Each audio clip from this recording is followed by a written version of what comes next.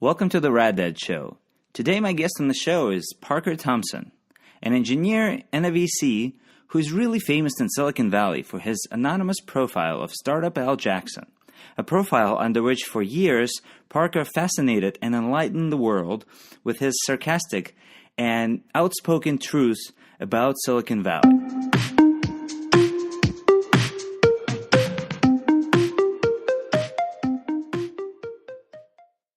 Welcome, Parker. Thanks for having me. So you are an awesome dad living in San Francisco, having sort of a hard job of a VC, working 24/7. Can you tell us a little bit about yourself and kind of how you got to this point?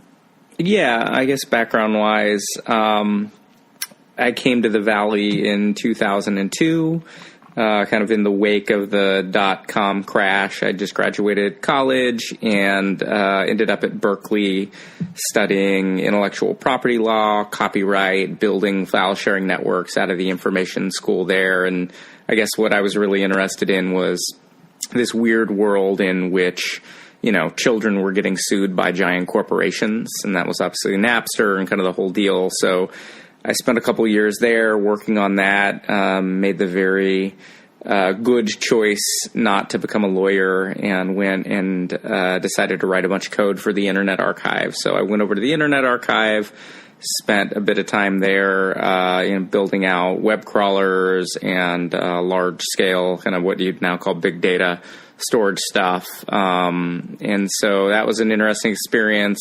Started a social, local, mobile startup a bit too soon, as happens. And so I was the CTO of that company, and my big, valuable lesson was I was just a terrible CTO, right? I was an okay engineer, not as good of a manager and, you know, someone to make a team productive. And so I found this company, Pivotal, that knew that stuff well and ended up spending quite a few years there.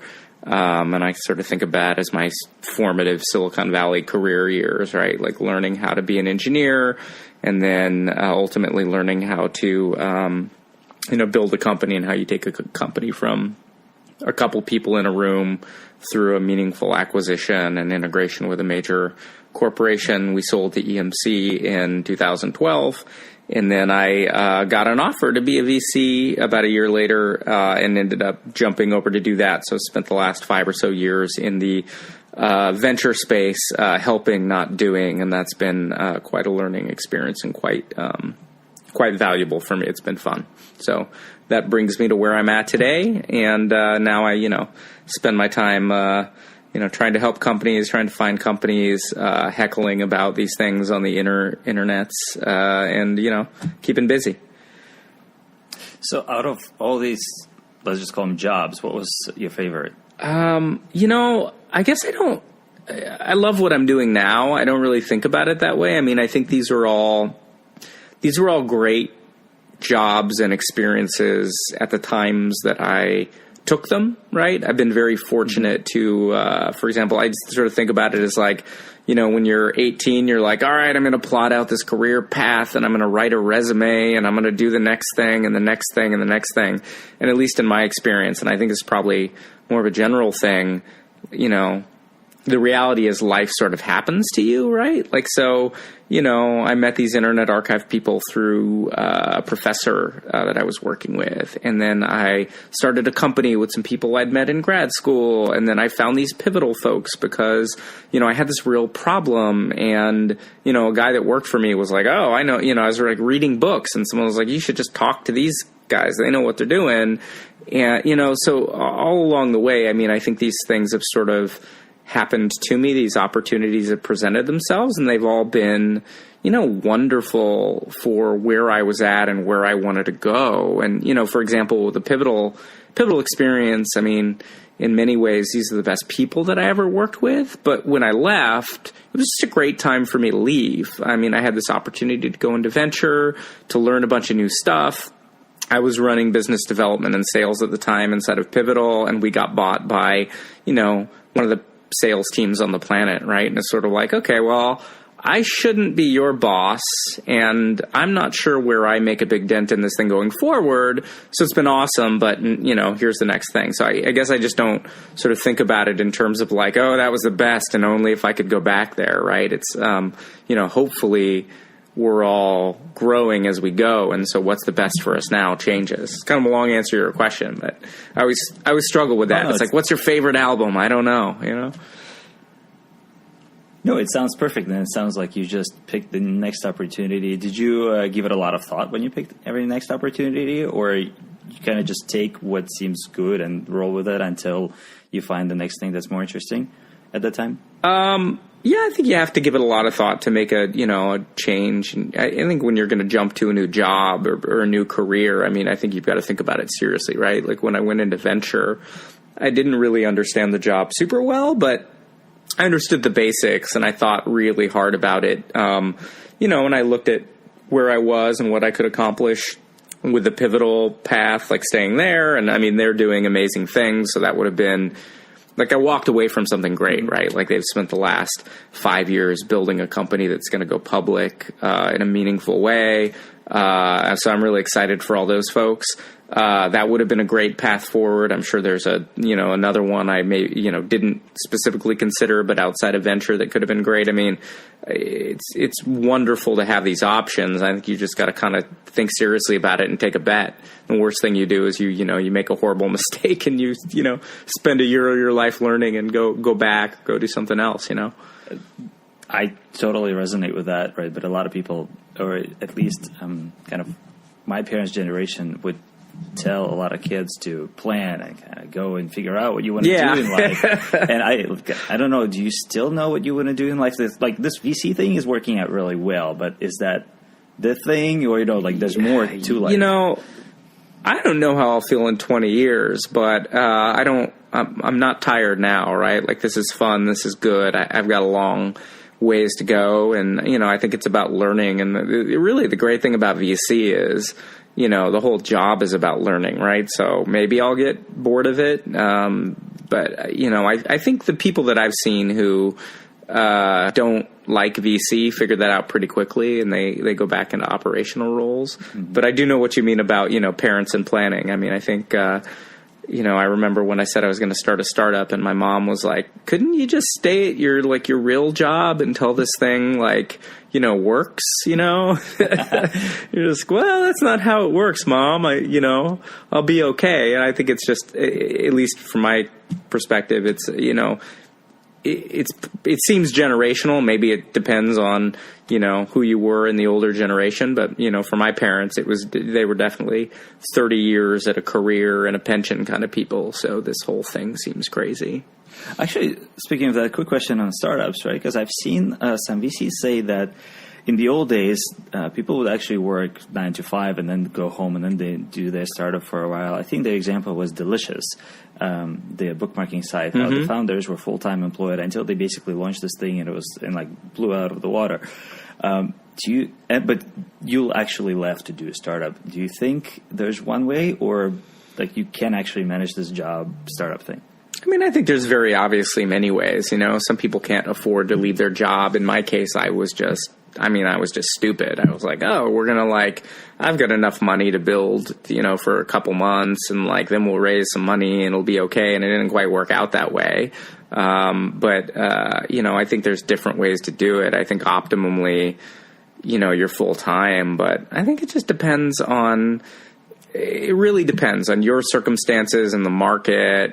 Sometimes a startup doesn't have 15 competitors. I think if you've got 15 competitors and they're all full time and you're not, usually you're going to lose that one. But, if you got to stay at your job and work nights and weekends, I see a lot of people do that, and they get to a point where, they've got a viable product and they can raise $1 million, and that's enough for them and their co-founders to quit their jobs and do it.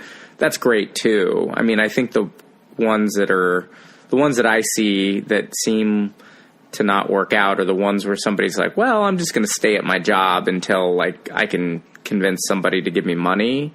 versus saying like, well, I'm going to stay at my job and build this thing to a point where it's really valuable enough that I can raise money, and then I'm going to, go all in on it. And it's maybe that mentality shift of like, there's some people who think they want to work for VCs, and I don't think that works out very well. Right. So the key differentiator is that you got to kind of have a goal where you want to get your company to, and even if you have to maintain a job, right? Yeah. Even talking to VC becomes a lot easier, because then that founder is ready for something as well. I think it's the mentality that money is just a tool, right? And so you're like, okay, I need this tool, but I'm trying to accomplish this goal, and the goal is the thing, as opposed to stressing out about, having a regular salary and like, saving for your retirement or whatever it is, right? Like, you're going to go start a company. Money is just a tool to get you there. And I don't know that you have to do crazy things. Like, you probably shouldn't put all this stuff on your credit card. I know a lot of people do, but, the people who tend to be successful and make money out of their startups, I think, are the people who look at money as a tool, and that makes them a little bit more comfortable with taking a risk and using that tool to help them get to their objectives. That's excellent advice. And, from the perspective of your mom, it's probably worked out, right? I think she would say that I am, successful. I don't think she worries about me that much anymore.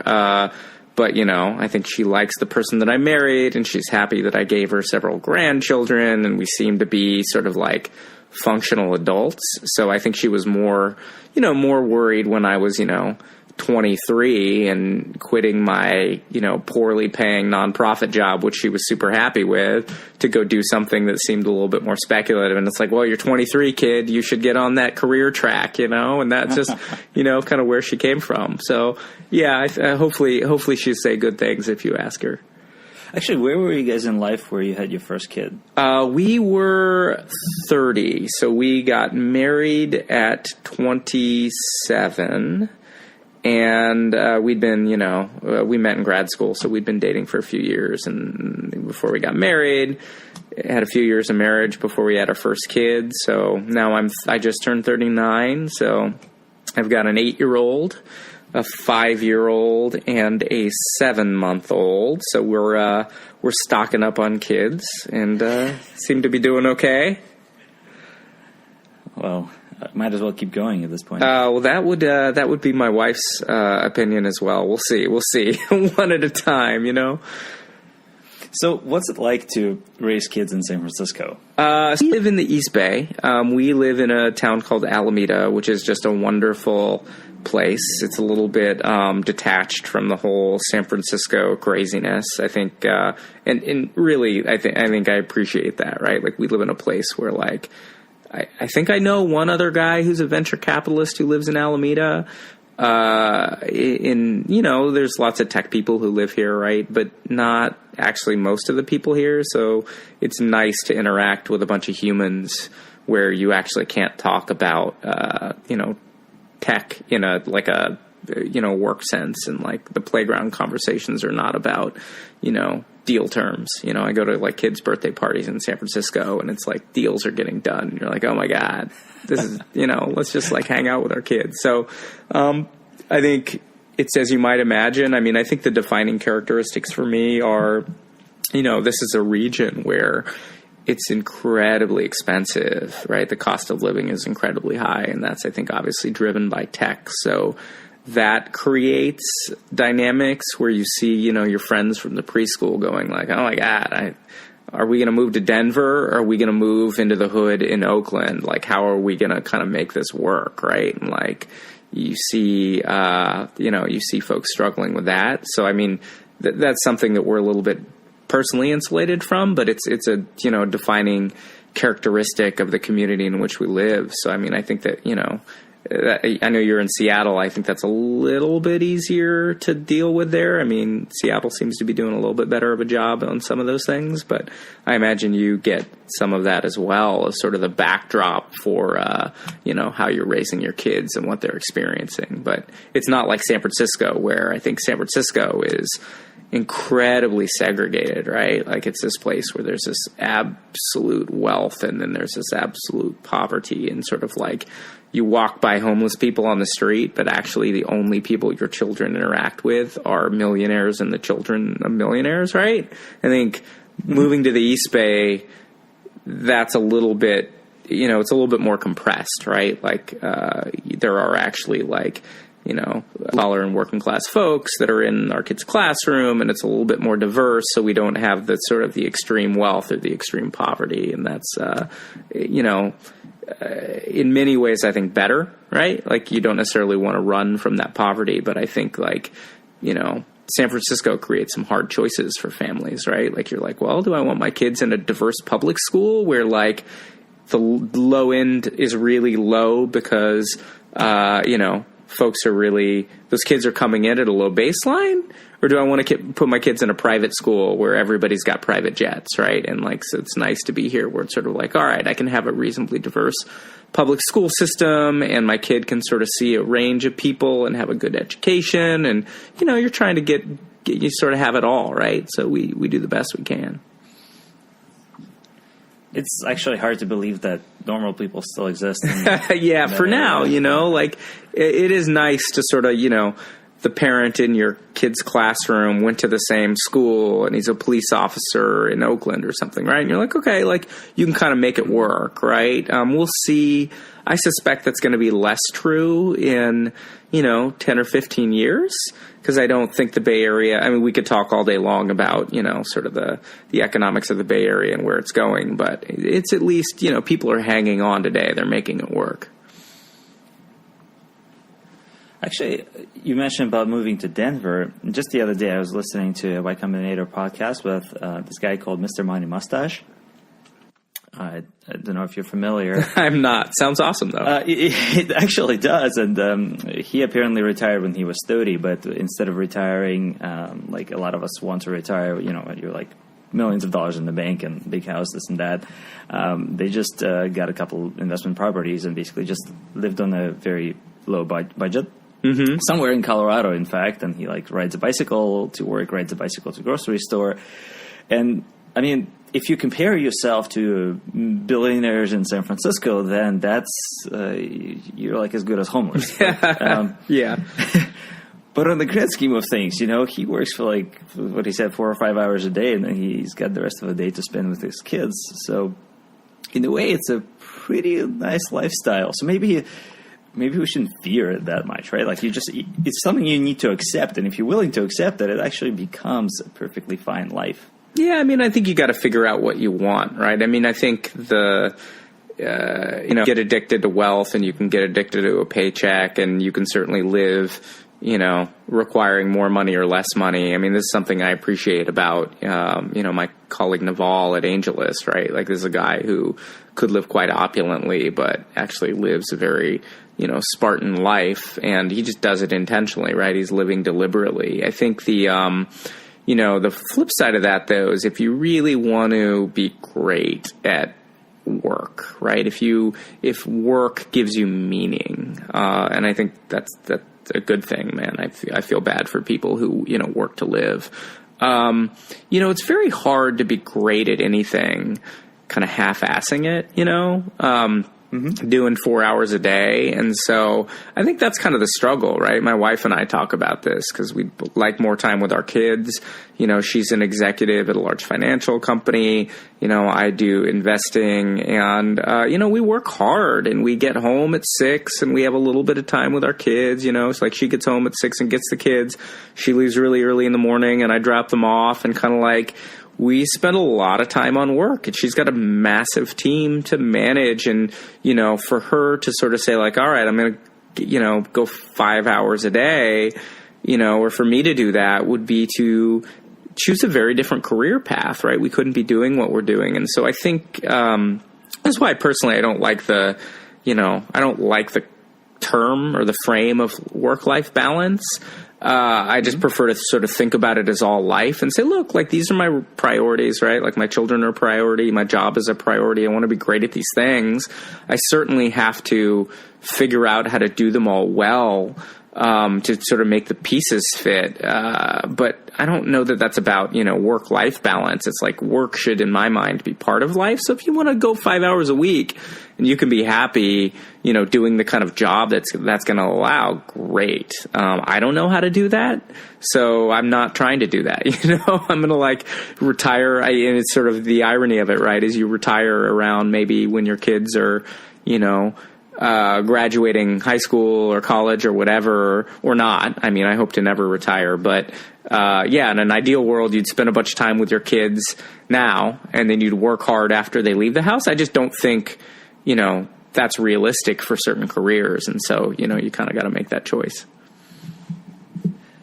Right. And what you're doing is you're setting expectations for yourself and you're kind of working towards them. And as long as you're comfortable and happy doing that, right, that all that matters in a sense.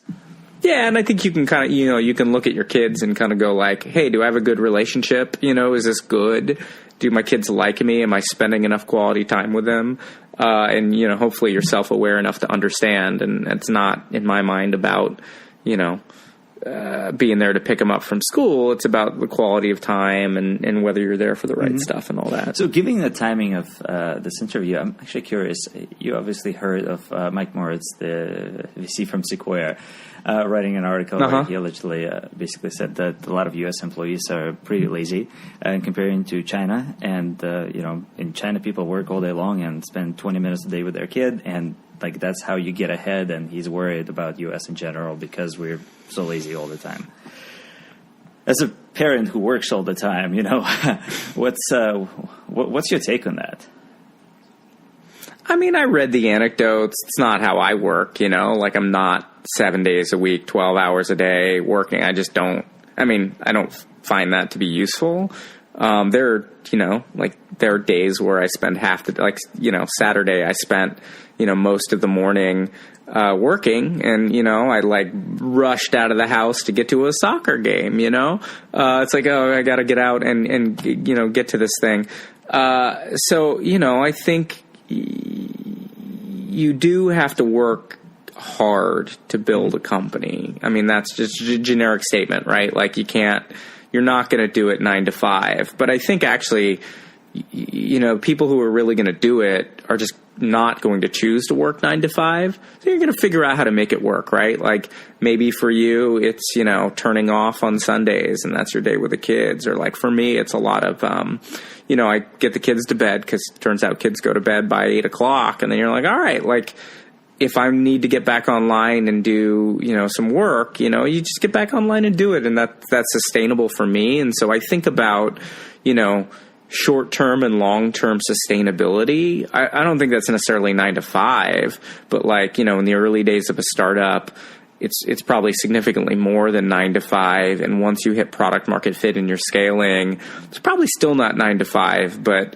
it's also not, 7/12. So, I think the directional correctness of what he's saying is, you got to build these things. And if you think that, you're going to win just because you're Silicon Valley, be aware that there are places where people are very hungry and very smart. So, I think a good reading of what he said, I just to sort of take the concept and ignore the concrete examples and exactly what he said, right? It's helpful for us to keep in mind that there are other people out there that are hungry and working hard, and that the world is flatter than it used to be and full of smart people. And I think particularly China is a astounding place, and we should be looking to what we can learn from them and not thinking of them as a crappy emerging ecosystem that maybe one day will be as good as us, right? Like these people are better than us at a lot of things. And you're already seeing actually models be ported here, right? We have Lime Bike here in Alameda. We're one of the first. I think you guys do too, right? We've got them too. Yeah. Yeah. So these are the two places they're running. This was an idea that was pioneered in China, right? China figured this out first. And now the US is sort of saying, let's take their ideas. It used to go the other way. I think machine learning and AI is another place where China's out front. Like, not enough people are paying attention to this, and that's a real constructive conversation to have. I think the other thing that I thought about when I read that article was, I see founders come here from Europe, right? I see entrepreneurs come here from Europe. It's really hard to build a startup in Europe. And Europe is a place where, it's very 9 to 5, and breaking out of that is tough. And, if he had said, hey, we should just think about whether we want to be more like Europe, more like China, go a third way, it would, if they were like Europe here, I would go somewhere else, right? So I think it's worth us having a conversation about, what it really takes to succeed as a startup. And sometimes people don't, they want to hear that 9 to 5 is going to do it. And that's just kind of not, not true. But, I think I see plenty of founders who have children who are quite good and aren't terrible parents. So I don't think you have to choose between, 20 minutes a day with your child or succeeding at a startup, So I don't know. It's just a very hard conversation. I saw the conversation on Twitter. I just don't think you're going to see a useful conversation around these things that well, the article itself is polarizing to bring attention to the issue, right? But which leads Twitter to be fairly polarizing in the responses as well. But I think you're bringing up a great point that there are founders out there with kids who are like normal people, and they manage to do it. So it's not like you can't do it. You just have to make a decision that's. I think it's also worth just understanding what this content is, which is just marketing, right? Like Sequoia is a VC firm. They want to work with founders who think they're hardcore. They're going to write an article talking about how you should be hardcore. I think this is a lens through which to look at Paul Graham's essays, many of which are just great, right? But at the end of the day, these are businesses. They have customers. They're marketing to their customers, and we can all sort of yell about these ideas, but really what we think is irrelevant because they just are trying to get that next WhatsApp or Dropbox or whatever. So it's also worth just keeping in mind sort of who the audience is, and it may not be you. Actually, it's a perfect segue into Paul Graham essay because PG wrote this essay once about how if you're in college and you're thinking of doing a startup, you might as well go travel in Thailand first, because if you start a startup, it's a 10-year thing and you're going to be really busy. And if you become really successful, like Facebook or Airbnb, you're actually not going to be able to just go and bum around in Thailand for a while, like ever, right? And at the same time, when we look at kids, we try to take the opposite approach. Like you said, okay, well, I got to do work now, and I'll spend with my kids when they're in college, when I finally retire. I just find it interesting how, in essence, it's the same concepts, but it's also very polarizing whether you're applied to yourself or to your family. You know what I mean? Yeah, I'm not sure what the question is in there, but yeah. Have children if you want to have children when you're young. I know some people who have done that. And, I have a good friend who had kids right out of college. His kids are in high school. He's going to have a lot of time after they're out of the house to be an adult. And I'm going to be, certainly if we have more children, quite old by the time they're all out of the house. And, works for him, works for me. I don't know. Yeah, if it's like bumming around in Thailand, that sounds like a horrible, I don't want to spend 3 months in Thailand. I would get bored, but if people want to do that, go for it. Well, all right. Before we dive fully into children, I'm sure some people here are really interested. Startup L. Jackson. Can you just give us a quick summary how that came about and how maybe it influenced you in your life in that period? Yeah, I think for me, so for anyone who doesn't know, because I don't presume this is an internet celebrity, I made a fake Twitter account. It was, imagine the persona of Samuel L. Jackson a la Pulp Fiction, but yelling, angrily about startups on the internet. So I made this account when I was at Pivotal, and we were a very sort of like non-external facing, non-marketing kind of culture, very just focused on doing great work. And I was interacting with all these companies in the Valley, so that was all my fodder, right? It was like take a meeting with Google in the morning and Facebook in the afternoon, and then tweet about the crazy things. And so a challenge when you're working with every company, and every company you're not already working with is a potential customer, is it's hard to, you got to be careful about what you say. And so this was just a way of, saying things on the internet that were true and maybe pointed without making it personal. So not to say that I would, meet with Google and say Google is stupid, but it's meet with Google and then say, oh, big companies do these silly things, without that person from Google, feeling like I was talking about them on the internet. And, it's not about Google. It's just about this concept that happens to be true. So I started this account. It kind of took on a life of its own, as these things do. So my intent was not to make something, giant and thought leaderish, but I guess that kind of happened, which is kind of silly and crazy. For me, it was a fun way. It was fun meditation, right, on what I believe and how startups work, and a way to put ideas into the world. And so I enjoyed it for a few years, and then it got, it got big enough that I could, say anything, even if it was wrong and stupid, and people would sort of take it as gospel, which is, I think, the curse of thought leadership. And that was kind of when I knew it was time to be done with it. So I stopped. Did anyone help you to grow it at the beginning? It's a good question. And I started it with a friend of mine, a guy named Roger Neal, who is the co-founder of a company called Maven Link that you've never heard of. It's a very successful company, probably valued in the hundreds of millions of dollars now. They make very boring enterprise project management software. So Roger was a client of mine. Kind of the way it came about was a friend of mine, Eric Ries, was writing the Lean Startup book. And he tweeted something to the effect of, I'm recording the audio version. I said, at the time, Samuel L. Jackson just recorded that Go the F to Sleep book. Mm-hmm. I said, I'm going to wait for, that recording. And so that was the genesis of the idea. And so I think probably in the first 100 tweets, half of them were Roger and half of them were me.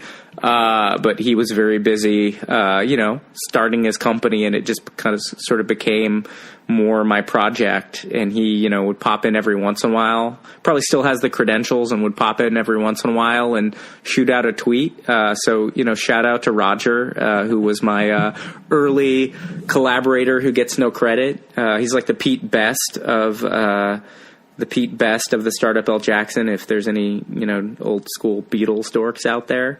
So thank you, Roger. Oh, did that have any impact on your life at the time? Did you already have kids?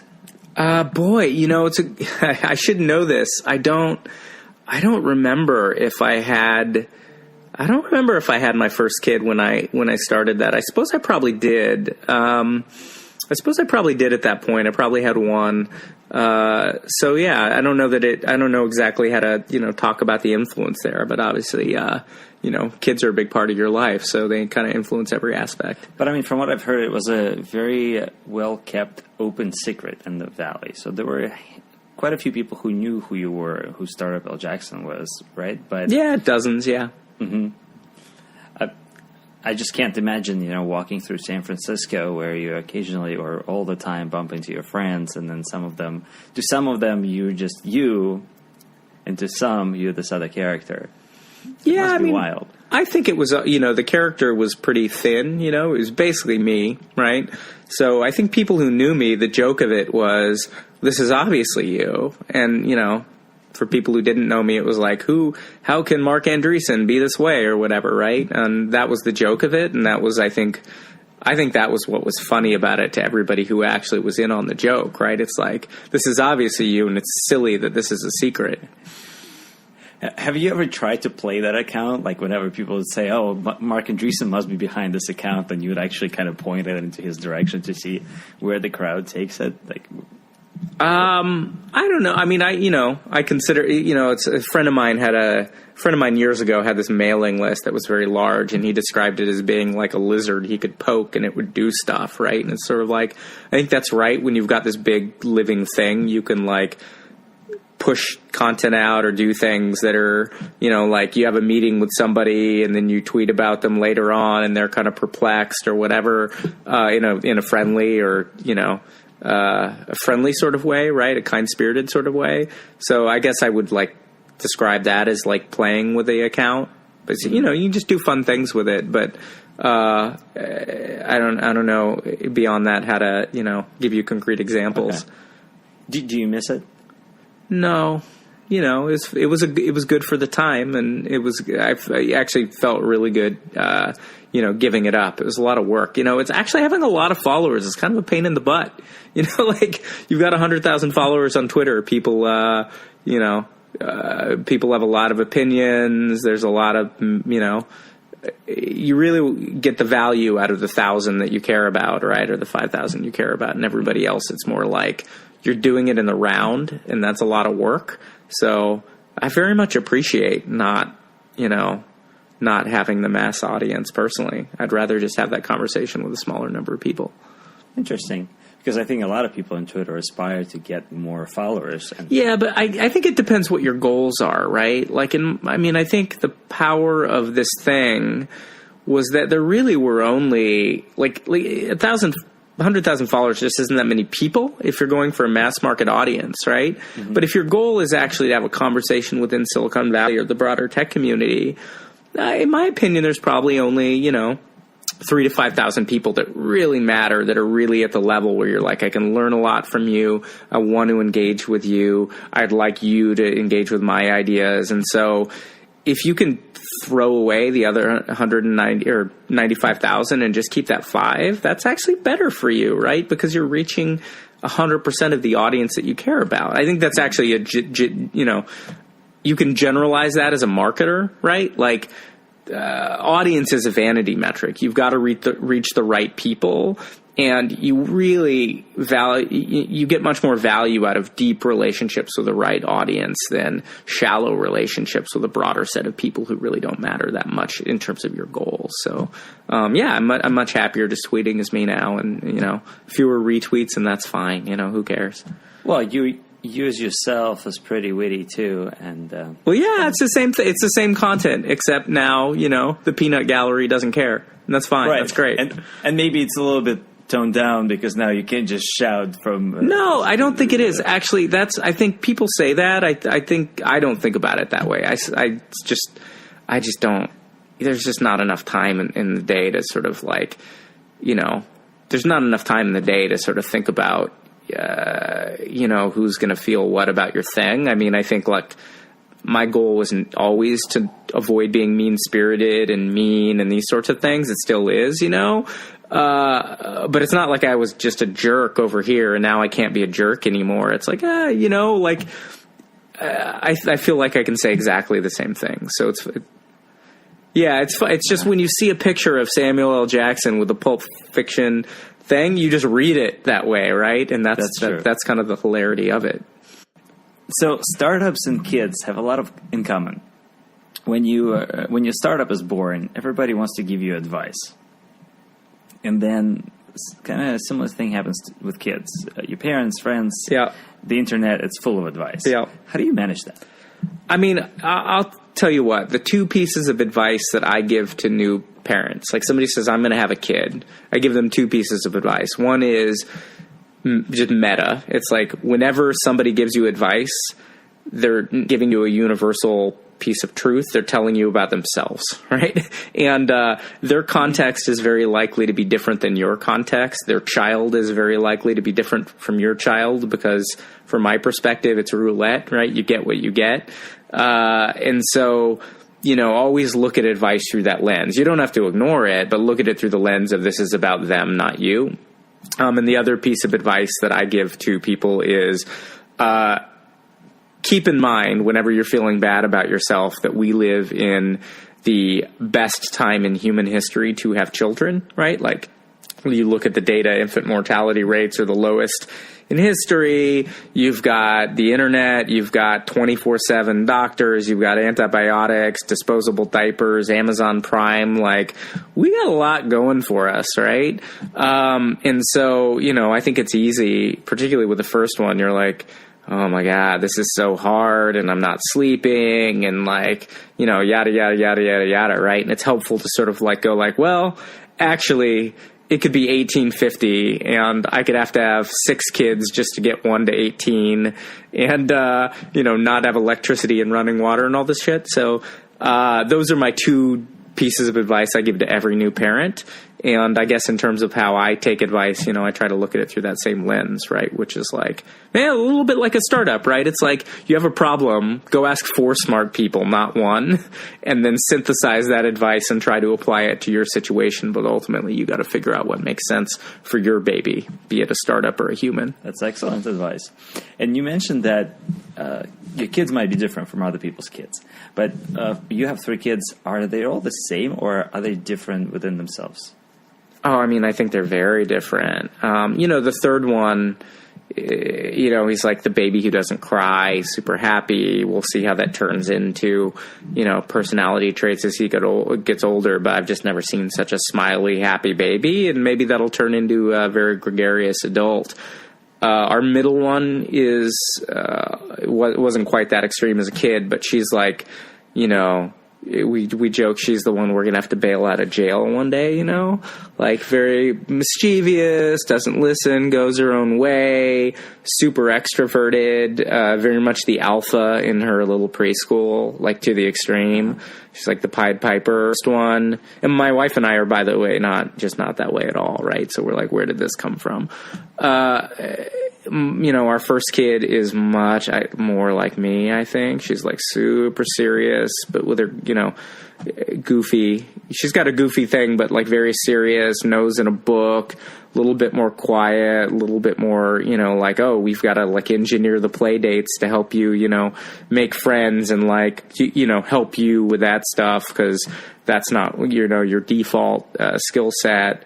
So, you've got these different kids where one, you're like, all right, our parenting job with you is to, help you develop the social skills and you're going to be great at all this, academic stuff and so on and so forth. And the other one where you're like, great, our job with you is to like figure out how to get you to obey enough of the rules, you make it through college or whatever. And so, you get what you get. And my philosophy with it is like, there's research on this, right? You look at the research and some of it says like, you don't really have any control over your children, right? Like you have no influence. Half of it is genes and half of it is, their environment, their children or their peers.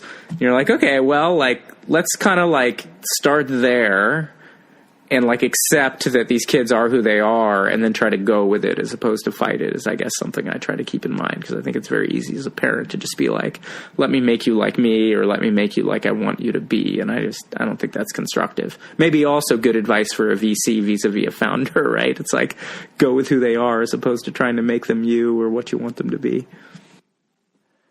So when they're so different and you're so busy, how do you find time to actually, it's because it sounds like you plan for your kids individually or would have to given who they are.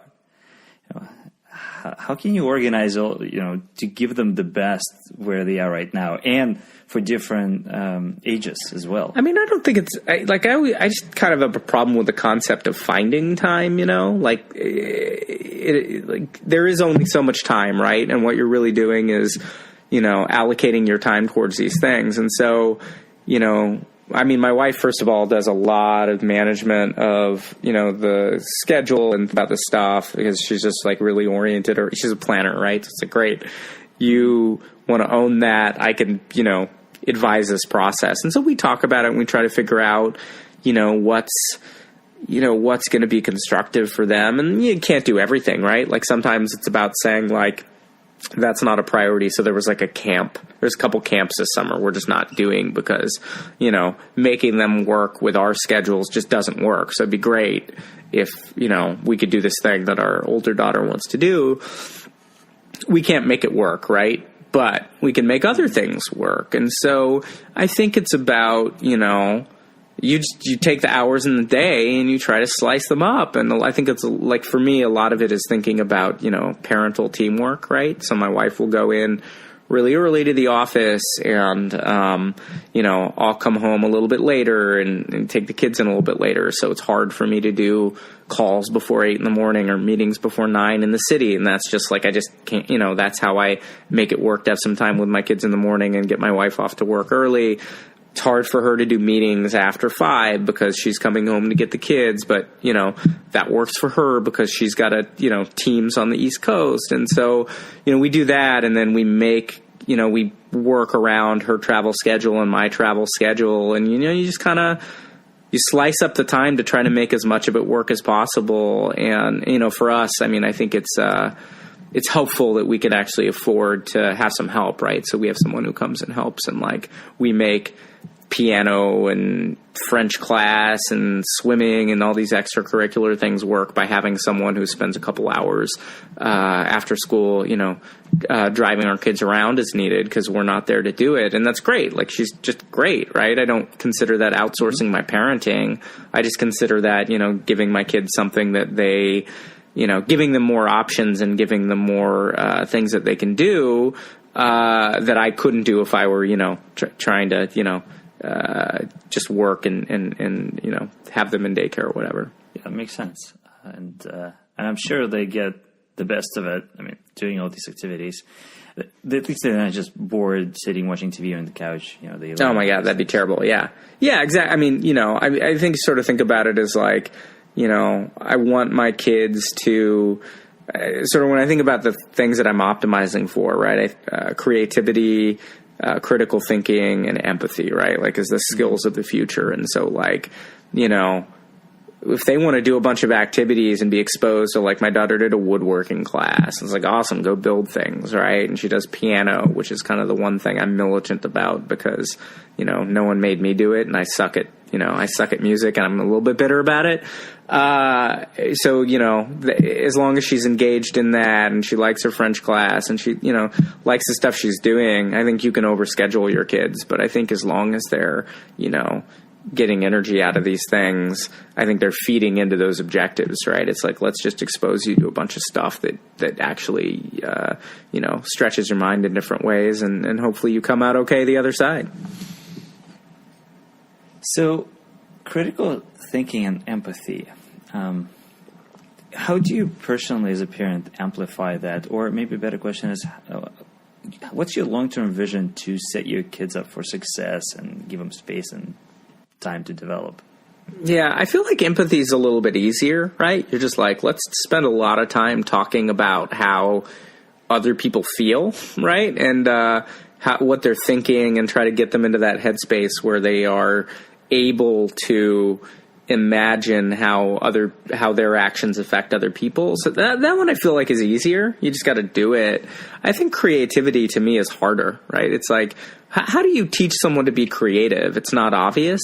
And I'm not an expert on child development, so we'll see. But I think for me, like, it's about trying to figure out what their interests are, and create opportunities for them to explore those interests in ways that, teach them things. So, like, yesterday, I took my daughter to the, store, and it was just my older daughter, and it was her and I, and she was like, why does Safeway sell gas? And I've been trying to get her to think about starting a business, like, which, I'm trying to get her to, like, start a chicken business where I can invest in her chicken business, and we do the whole thing. But she doesn't seem interested in that yet, and that's okay. So I'm not pushing it. But, she's like, why does the world work this way? And we had this great conversation about,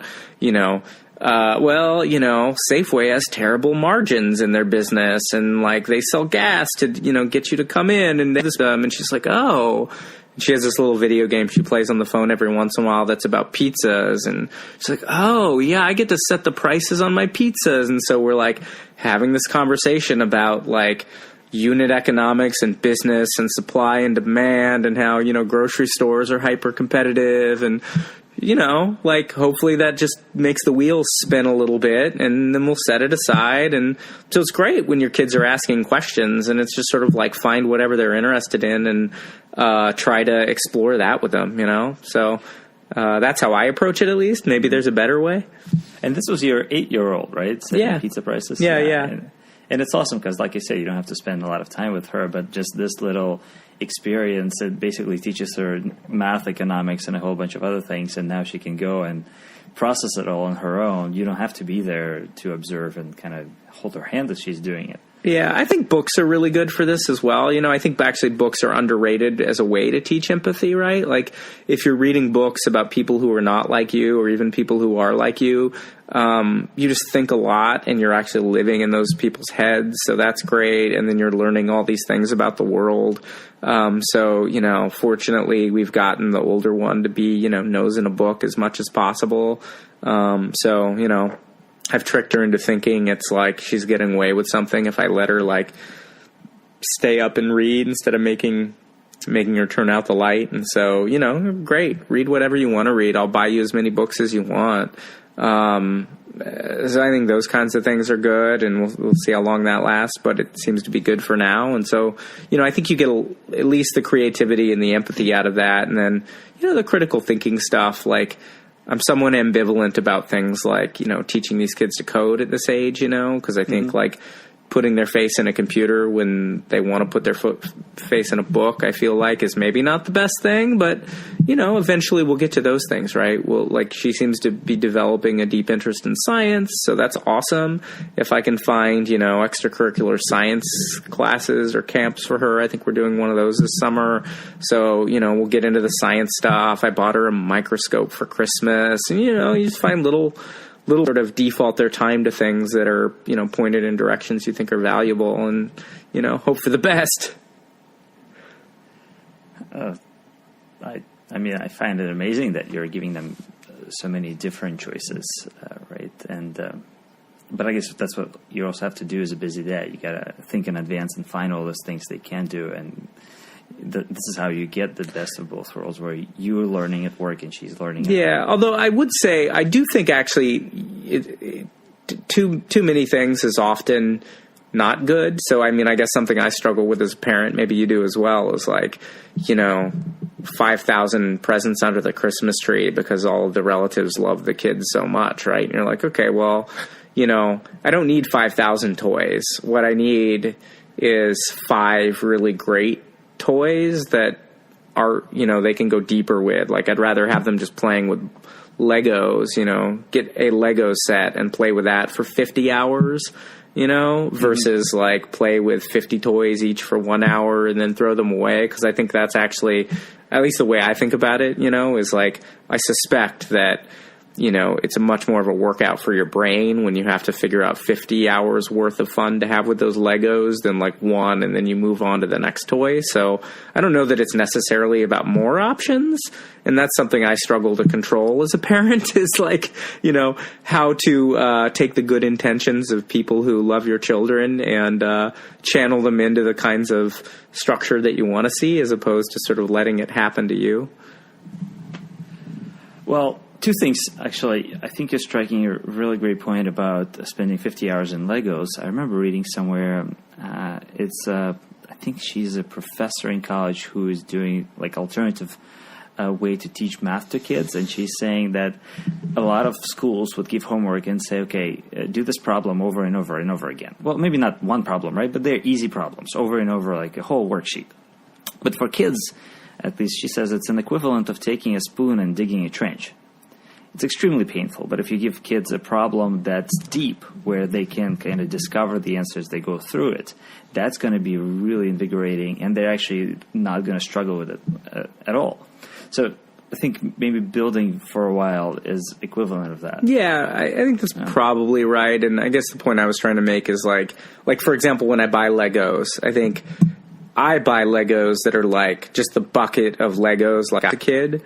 Because I want it sort of to be like, bring your own imagination to this thing. I think we get a lot of Legos that are like, here's the kit, and you put it together and you're kind of done. And it's like, to me, I'd rather actually have that thing that you can build in 100 different ways and you have to kind of bring your own idea to it than, the X-Wing and you make it and put it on the shelf. And I see people's houses where they have that, and I'm just like, oh my gosh, like, this is the same brand, but this is not the same toy, and the toy that you're buying for your children is not achieving the objective that I'm trying to achieve with the toy that I'm buying for my children, even though we're buying it from the same company, Because you're looking for a discovery, and they're looking for an accomplishment. Yeah, I actually think it's more like, I don't think people are thinking very hard about it, right? They're not being deliberate.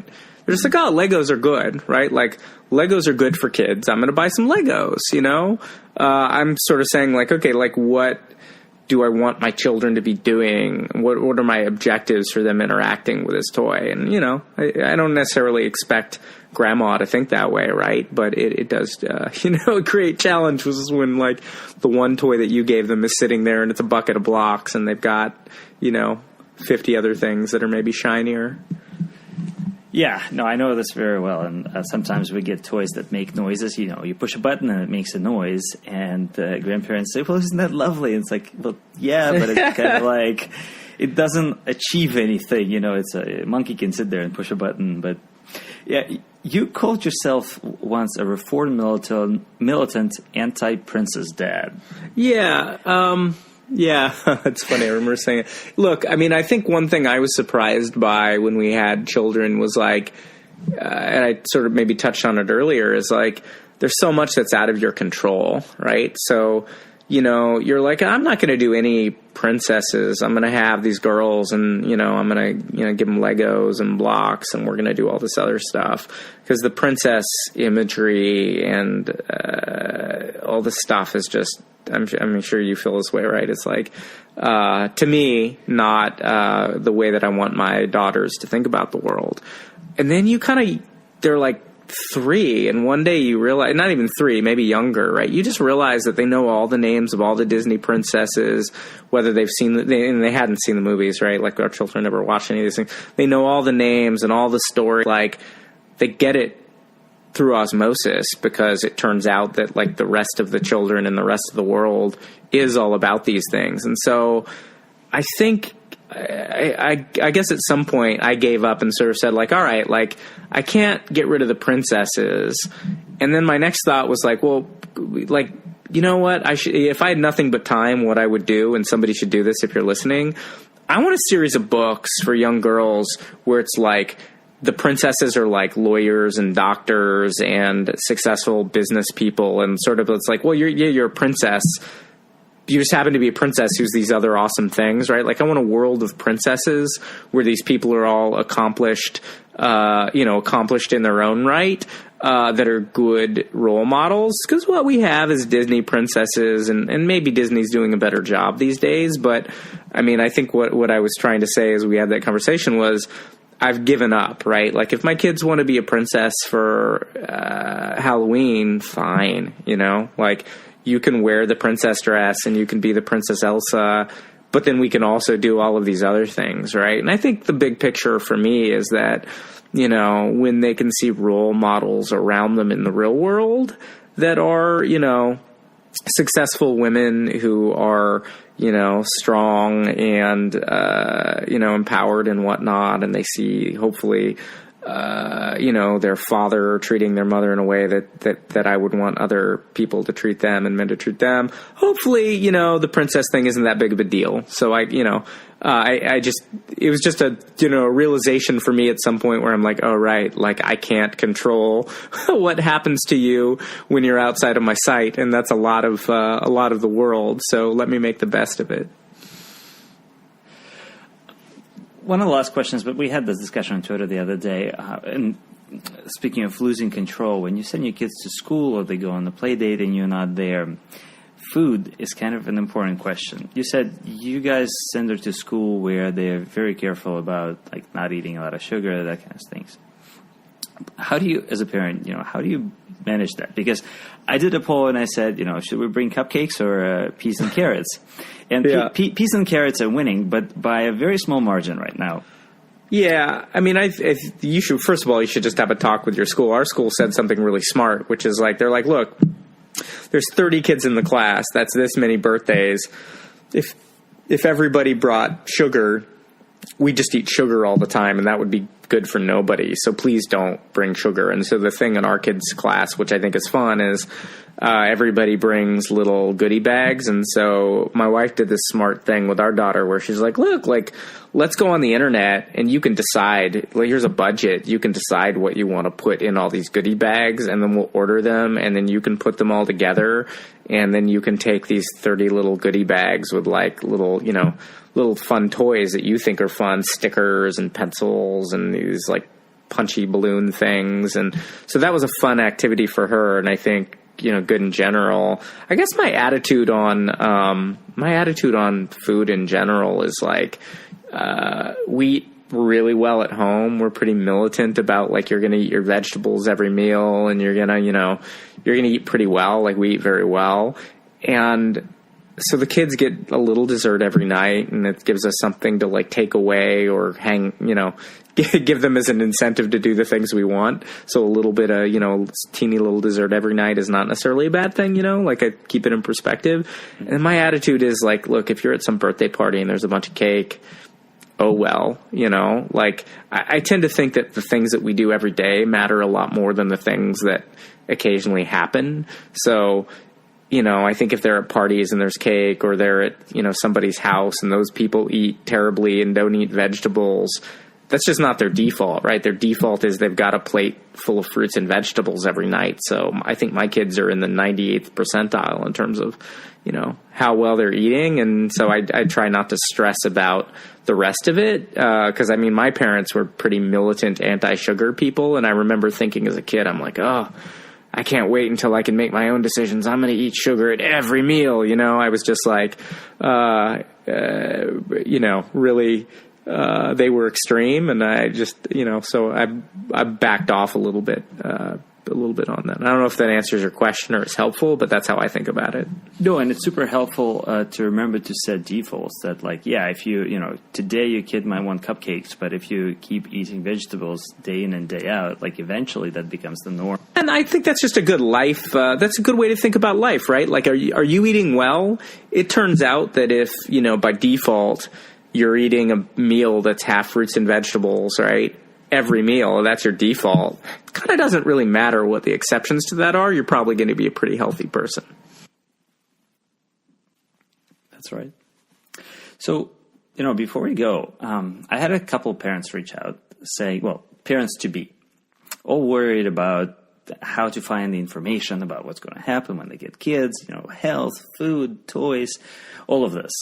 And some people take it better than others. What's your advice to new and upcoming parents to just kind of take it easy and how to get through life once? Yeah, I spent a massive amount of time before we had our first kid reading about the actual process of having a baby and like what you do with this thing when you take it home. I kind of feel like that was really time well spent, like the whole like time at the hospital. I felt like I had a real understanding of everything that was going to happen and all the scenarios. And I think that's good for stress, I don't think that prevents you from like, going home and being like, really, like, you're letting me leave with this thing. I'm not qualified. But it's good, right? Like, it's good to have that baseline. I think, and you probably know this at this point, like, what you wish you could tell yourself was, it's going to be okay. Don't worry that much, right? Because, again, it's like you've got the internet and Amazon and Google and everything else, right? Like, the world is... And it's not 1600s. Yeah, it's not... Or even the 1800s, right? Like, your kid's not going to die of dysentery, That's a pretty good bar, right? So, I don't...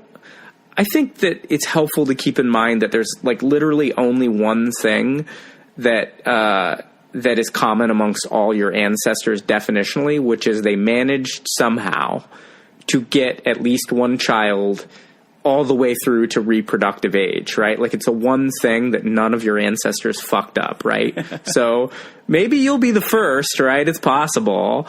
But that seems like a hey, here's a low bar kind of thing, but I think that's pretty empowering, right? And then you kind of like, you take it as it comes, you have this kid and you're like, all right, well, what are my kid's problems? What are my goals for my kid? How do I help them get there? You do the best you can, and, we'll see. I don't know. I'm not an expert on this, so don't ask me. My kids have successfully made it to, I've successfully got 1 to 8 years old, so I'm not, through the race. But I'm encouraged, like, I'll give you maybe this is a useful anecdote for you.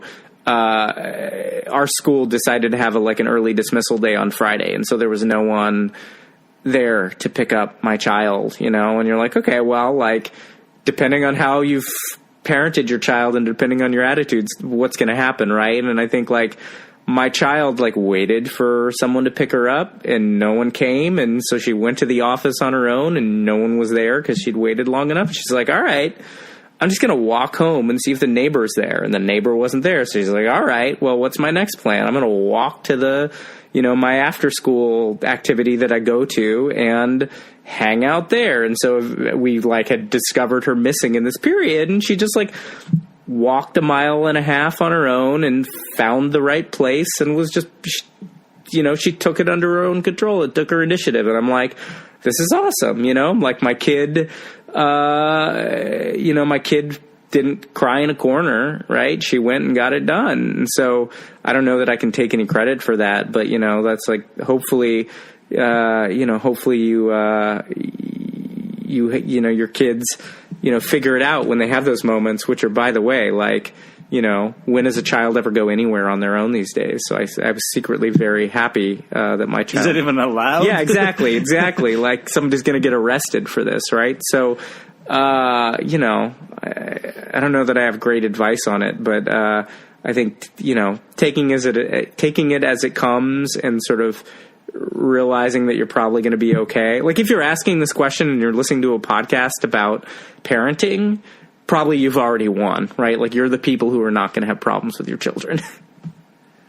Hopefully. Yeah. I mean, that's the goal, for this podcast and for the website in general, for people to feel comfortable that there are all sorts of dads and families and parents out there. And for all the kids as well, that to hear that like people are different and where they are might be similar or different. Like even listening to you, I hear a lot of similarities with a lot of other guests and a lot of differences. And that's perfectly fine because everybody decides on their own, but at least it's a piece of data for people to use to make these decisions. Yeah.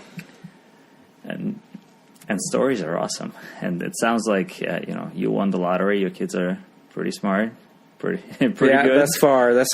We got them to 8 and they're not, doing drugs or hanging out with a bad crowd yet. So we'll see about 18, but thus far, we're doing okay. Dude, I mean, we grew up a long time ago in a sense, but I was just talking to somebody yesterday and I said, well, how do you know this person, a common friend? And she goes, oh, he used to sell weed in middle school. Yeah.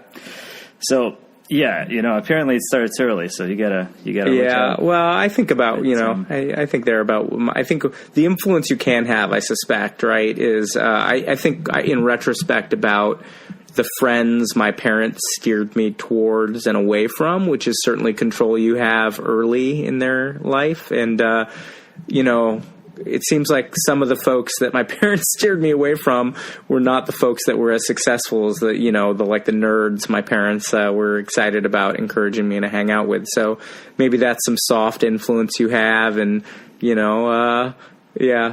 the kid who sold weed in, middle school is a bad influence, or maybe that's an entrepreneur. And those are the folks that, go start great companies. So I don't know.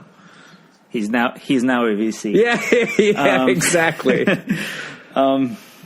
So any last wisdom you want to share? I don't know that I have, I gave my go-to pieces of advice for parents. I don't know that I have much beyond that. I mean, I think, like everybody else, I'm trying to figure it out. So, I'll leave you with that.